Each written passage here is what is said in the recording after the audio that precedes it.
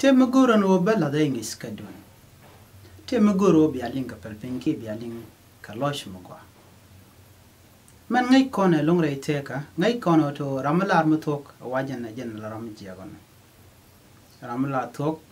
kim la do me cha de leline waram mo jaram manja. Ko nas to wan ka jan gwa me cha me la tok cha gor la jelet. Gor no men jeng ni jen gor ka baliong.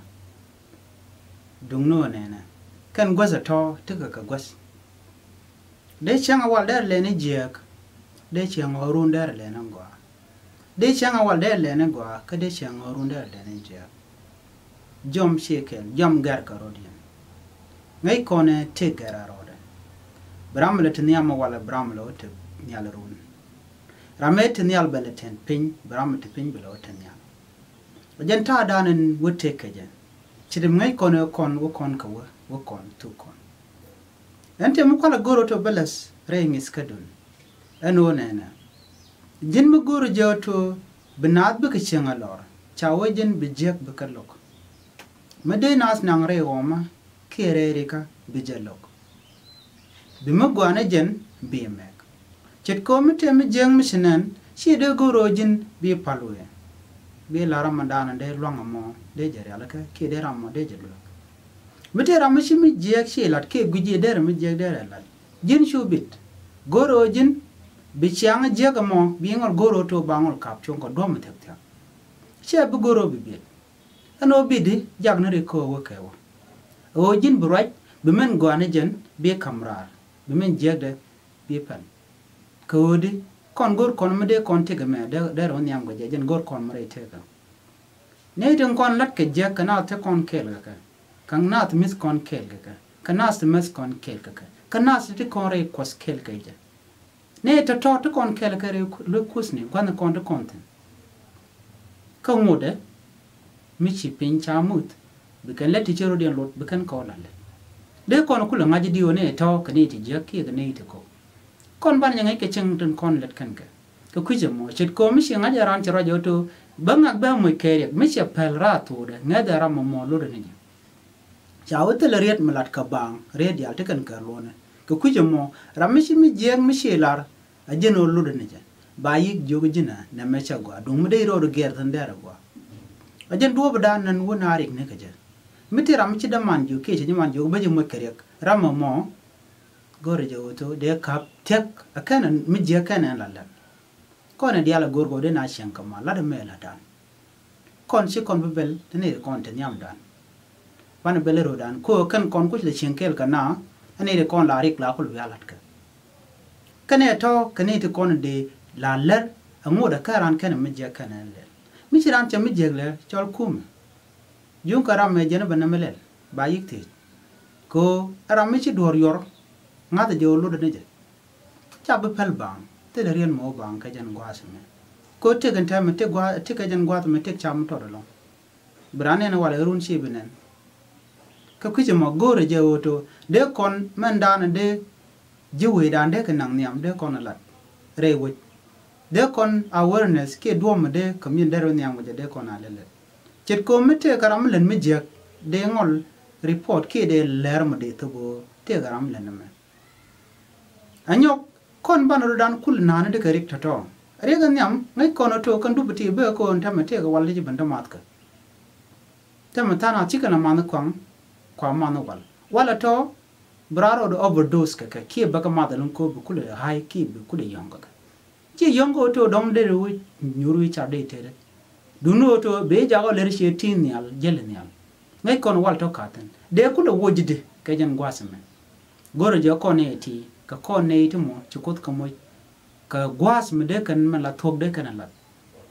ko ram to dor wa che kan na na ga na ka de kon ti je de kon ko woji de rewe ala de me la ram karwa de go to bro du gang ki boj be gang la du ka gang du je bu mi jeng mi shinen bi ba wo chit ko on tama donc de wala kon ki drum de kon no ga rewe de ka kap chong ko ma de tin kon tin nyon kana de ka wo de na kula shenga man dong de liama dere kula batre teka akan dubren kon goro de kon galalet ko de kon ko jira mamo mo no geto be community bo ni am goro na balado bimi jeg bi go bimi gwani jan bi ko la kan ko jan ta te ga dan go ko ban te ga jan de kon jeg dia la kon nyono ko re we dan de kon ko ana go atitino te du very important ki te du buma ci ko de chago jin bi shen lor ci ko de chago bi shen kan ci ko de chago bunun te gur dial bi gatu kana lara ba jin mo ga ndara mo kana gana tu ko ce tan ponde ja da duop ni siang cha ro tin kon de na nang te ga ci kan ka no la kan goro be kan ka yar ko kuje mo de ko ron ja ko na de bugu bi gam ko bu ko rana ler men je ga dan chala ba jogu jin na me che je chu ga je kan yene de kon til la parent ki man na ki di na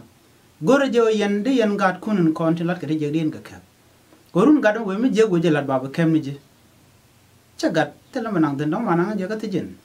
brek ba do wido di na goro de yen ka report ke din ga lar ku me ngora kan ka ri ti je kan kanan la di na goro dor kun di yen ke ti kan gat kun gorun gada we me jeg le run ba ben chang nyok ga nyok che be ken che be chang dur ba yo ti ko wa gan me te le te jeg ala no pal je ga te de che man run che me jeg lat ba che man ba ko ti ka ji no dong te le ji yang de chang ki te le ji ok ki te le ji ok te chang ki te le ji yu te chang ki bel te de man nan je ga la ram de ko cho ga je ka ji no dong ti ka gat ba ok ki kwak te ji ba chu kan bu gada mo be chu lo chu chang dul gor ga che be long bu ga chu cheng lo tele mo gwa me je ga te ga de ka dong tuo ko na ramadan de cheng me ram chi ye dal cheng dun lo cha mo gwa che go dere lat go no dere ye tar dere dere nong cheng go re je bi report ko kuma ngoda kana ne mi je kana la ka ku je morun bi chu tel belten ajen do dan la do la ja lat ke je ko bana ko le cheng gwa ye na dia la kon go de na cheng kamal go je na me be la le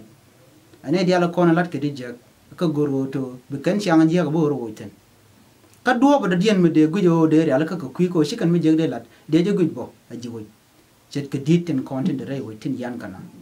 raj me de ro ga yene dia la content la na tin tre wi an gwa da tit no ko goro be mal me be ja be ko tele ga me bi yere me de la bat ko tam yat kana ga wona chang ci kon ngai ti ro la no de no ko wo yere bana ko wi ko mi ci narin mat ke cha je ga to cha wi ke cha kan lo yen diet goro je to bia gar kun bia kap ko gar wo je mi je go je la do ru na gar mo bo wo pen wi dun jina dong jin pastor jina dong jin elder jina dong jin dikam dong ti ga gware la kos la do right kot ko mo da gar ko dong ka lat ke di je go kan yene to bo goro je to bia chang je ga me bia je wo jina dong tele man na ngate man na le ro do no gar ku ji to ma da ki ma da tap ki ma da ka kwang ki le ti je ne kan chi ngai duno de goro be report ka kuma angoda kana mi je kana la ko ta mari kuna kan ka wa bana kulli yamana ne ka bana ran kulli lok mana ne mishi o bana je to gon tama ne ma la du ka la da mite mi chiro da la bana goro bana mal kap tia ko che bo ne bari ti je to tok tin bana ko chura ko na tul ka dul ka wa de ka rodin kap chon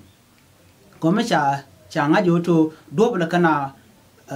bana me ka je cha nga de ne to de ngola kap ko runa rammo mi mi jeglar wa ka burun bana woni chengdi